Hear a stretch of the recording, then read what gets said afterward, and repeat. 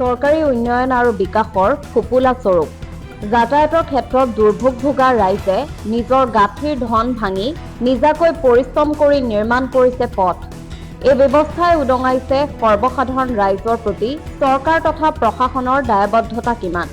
এই ঘটনাটো বিশ্বনাথৰ খৰাশিমলু গাঁও পঞ্চায়তৰ অন্তৰ্গত শিমলুগুৰি গাঁৱৰ। বিশ্বনাথৰ খৰাশিমলু গাঁও পঞ্চায়তৰ অন্তৰ্গত শিমলুগুৰি গাঁৱৰ সৰ্বসাধাৰণ ৰাইজে নিজৰ গাঁঠিৰ ধন ভাঙি আৰু কায়িক শ্ৰমেৰে দুৰৱস্থাৰে ভৰা নিজ গাঁৱৰ পথছোৱা নিজেই মেৰামতি কৰাৰ বাবে কঁকালত টঙালি বান্ধিছে। প্ৰশাসনক কেইবাবাৰো অনুৰোধ জনোৱাৰ পিছতো সম্পূৰ্ণ হৈ নুঠিল জৰাজীৰ্ণ পথটোৰ কাম।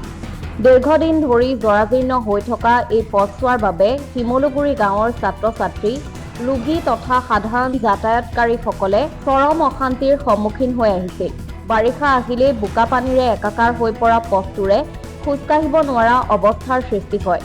গাঁওবাসীয়ে পথটোৰ পকীকৰণ কৰাৰ বাবে মুখ্যমন্ত্ৰীক তথা প্ৰশাসনক অনুৰোধ জনাই একো ফল নোপোৱাত অৱশেষত ৰাইজে নিজৰ গাঁঠিৰ ধন ভাঙি পথছোৱা নিৰ্মাণৰ সিদ্ধান্ত গ্ৰহণ কৰিছে।